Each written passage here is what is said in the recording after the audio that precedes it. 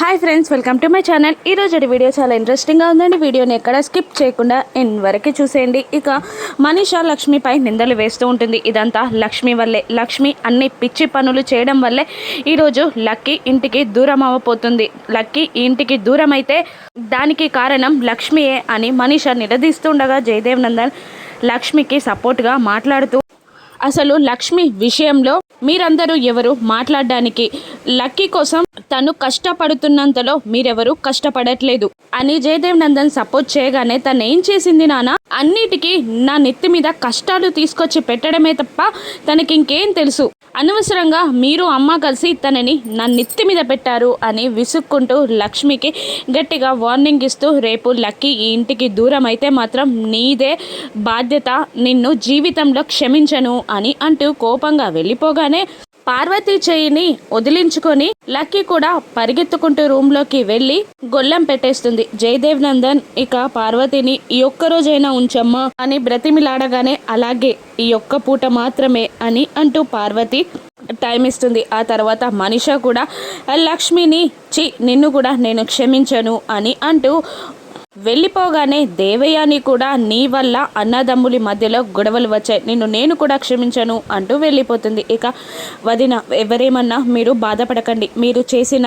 పని కరెక్టే, మీకు ఖచ్చితంగా సొల్యూషన్ దొరుకుతుంది అని అంటూ వివేక్ కూడా వెళ్ళిపోగానే లక్ష్మి బాధగా రూమ్లోకి వెళ్తుంది. ఇక లక్కీ ఏడుస్తూ ఉండగా జున్ను వచ్చి ఓదారుస్తూ ఉంటాడు. ఇక నువ్వు ఎక్కడికి వెళ్ళవు అని జున్ను అంటుండగా, లేదు వాళ్ళు పంపించేస్తారంట, తను నన్ను తీసుకెళ్తుందంట, నేను ఇప్పుడు ఎవరి హెల్ప్ అడగాలి అని పిల్లలిద్దరూ అనుకుంటూ జై హనుమాన్ అని ఆంజనేయ స్వామిని తలుచుకోగానే ఆంజనేయ స్వామి ప్రత్యక్షమవుతాడు. ఏంటి పిల్లలు నన్ను తలుచుకున్నారు అని అతను అడుగుతుండగా, మా అమ్మ అంటూ ఒక ఆవిడ వచ్చింది, నన్ను తీసుకెళ్ళిపోతుందంట, నేను వెళ్ళను, నువ్వే హెల్ప్ చేయాలి అని అంటుండగా, వారధి కట్టాలా గాల్లో ఎగరాలా ఏం చేయాలి అని ఆంజనేయ స్వామి అడుగుతుండగా, మా సమస్యకి పరిష్కారం చూపమంటే అలా మాట్లాడుతున్నావేంటి అని పిల్లలు అమాయకంగా అడుగుతూ ఉంటారు. అప్పుడు చెడు మొదలైన చోటే మంచి మొదలవుతుంది, చెడు జరిగేటప్పుడే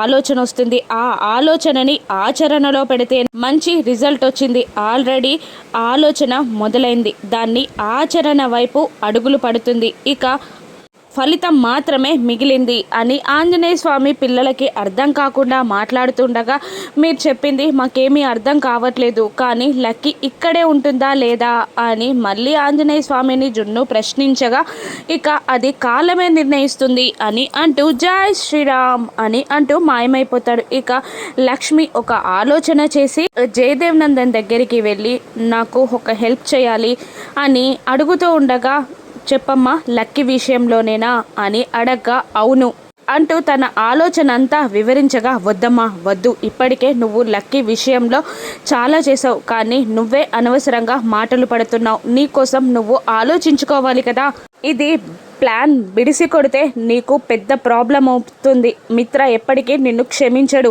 నీకు కూడా నువ్వు ఆలోచించుకోవాలి కదా, నువ్వు మిత్ర జీవితంలో ఉండాలి అని అంటుండగా, లేదు లక్కీ ఈ ఇంట్లోనే ఉండాలి, లక్కీ లేకుంటే ఆయన బ్రతకలేరు అని అంటూ ఉండగా, ఆయన లేకుంటే నువ్వు బ్రతుకుతావా అని జయదేవ్ నందన్ అంటూ ఉండగా, లక్ష్మి మౌనంగా ఉండిపోగానే, వద్దమ్మా వద్దు, నేను ఒప్పుకోను అని జయదేవ్ నందన్ అంటూ ఉంటాడు. ఇక లక్ష్మి, లేదు లక్కీని వదిలిపెట్టడం నాకు కూడా ఇష్టం లేదు, తను ఈ ఇంట్లోనే ఉండాలి అంటూ రెండు చేతులెత్తి జయదేవ్ నందన్కి దండం పెడుతూ ఒప్పుకోమ్మని వేడుకుంటూ ఉంటుంది. ఇక సరే అలాగే ఖచ్చితంగా అమలు చేస్తాను, అది మంచి ఫలితం రావాలి అని దేవునికి దండం పెట్టుకుందాం అని ఒప్పుకుంటాడు జయదేవ్ నందన్. ఇక తెల్లవారగా లక్కీ ఏడుస్తూ ఉండగా మిత్ర ఓదారుస్తూ ఉంటాడు. నేను వెళ్ళను అని లక్ష్మి మిత్రాల దగ్గరే ఉంటాను అని లక్కీ అంటూ ఉండగా, లేదు నేను ఒక 1 monthలో నిన్ను తీసుకొస్తాను వెళ్ళు అని బుజ్జగిస్తూ ఉంటాడు మిత్ర. ఇక ఇంతలో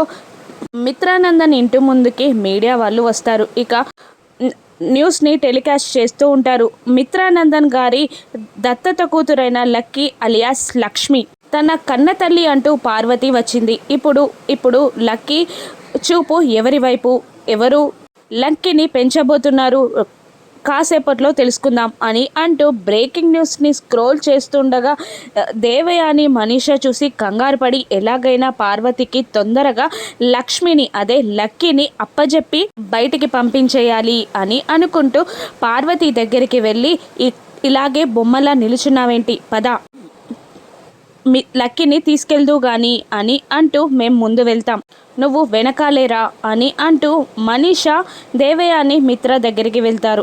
మిత్ర బుజ్జగిస్తూ ఉంటాడు లక్కీని. ఒక నెల రోజుల్లో వచ్చి తీసుకొచ్చుకుంటాను అని బుజ్జగిస్తూ ఉంటాడు.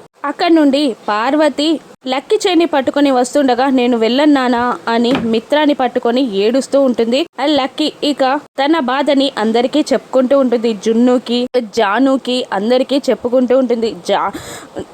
జున్ను కూడా అందరి దగ్గరికి వెళ్ళి లక్కీని ఆపమని వేడుకుంటూ ఉంటాడు. ఇక తాతయ్య దగ్గరికి వెళ్ళి లక్కీ ఇలా అంటూ ఉంటుంది, ప్లీజ్ తాతయ్య, నువ్వు జున్నుని రోజు స్కూల్లో డ్రాప్ చేస్తావు కదా, నన్ను కూడా డ్రాప్ చేయవా ప్లీజ్ తాతయ్య, మర్చిపోకు అని అంటూ నెల రోజుల్లో డాడీ తీసుకొస్తానంటున్నారు అని చెప్పగానే మనీషా మనసుకులో లేదు, ఇంకెక్కడికి వస్తావే, నిన్ను తీసుకెళ్లేది పార్వతి, ఆ బీహార్ గ్యాంగ్కి అమ్మేస్తుంది, నువ్వు జీవితంలో ఇక్కడ అడుగు పెట్టలేవు అని మనీషా మనసులో మురిసిపోతూ ఉంటుంది. మరోవైపు బీహార్ గ్యాంగ్ అక్కడే వెయిట్ చేస్తూ ఉంటుంది. ఇక లక్కీ అమ్మెక్కడా అని అడుగుతుండగా అమ్మ రూమ్లోనే ఉంది, అమ్మ ఏడుస్తుంది అని అంటూ ఉంటాడు జున్ను.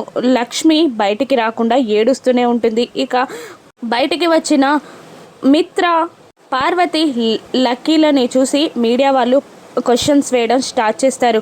ఏంటి, మీరేనా పార్వతి కన్న తల్లి, మీరే లక్కీ కన్న తల్లి అనడానికి మీ దగ్గర యూజ్ ఏంటి అని అంటూ మిత్రాన్ని మళ్ళీ నిలదీస్తూ ఉంటారు. ఏ సాక్ష్యం చూసి తనకి పాపని అప్పగిస్తున్నారు, అయినా మీరు అడాప్ట్ చేసుకున్నారు కదా, మీకు బలం ఉంటుంది కదా, మీరెందుకు పాపని అప్పగిస్తున్నట్టు అని క్వశ్చన్స్ వేస్తూ ఉండగా మనీషా వాళ్ళందరికీ చేతులెత్తి దండం పెడుతూ ప్లీజ్ ఇది మా మ్యాటర్, మీరు ఇందులో ఇన్వాల్వ్ అవ్వద్దు అని అంటున్నా కూడా ఏ సాక్ష్యం చూపించి మీరు తీసుకెళ్తున్నారు చెప్పండి అని మీడియా వాళ్ళు పార్వతిని అడుగుతుండగా నేను అన్నీ చెప్పాను, వాళ్ళు ఒప్పుకున్నారు, మీరు మధ్యలో కలగజేసుకోకండి అని అంటుండగా మళ్ళీ మిత్రాన్ని ప్రశ్నిస్తూ ఉంటారు మీడియా వాళ్ళు. ఇక మిత్ర మౌనమే సమాధానం అవుతుంది. మళ్ళీ మనీషా వెళ్ళిపోమని అనగానే మీడియా వాళ్ళు అక్కడ నుండి వెళ్ళిపోతారు. లక్ష్మి ఏడుస్తూ ఉంటుంది.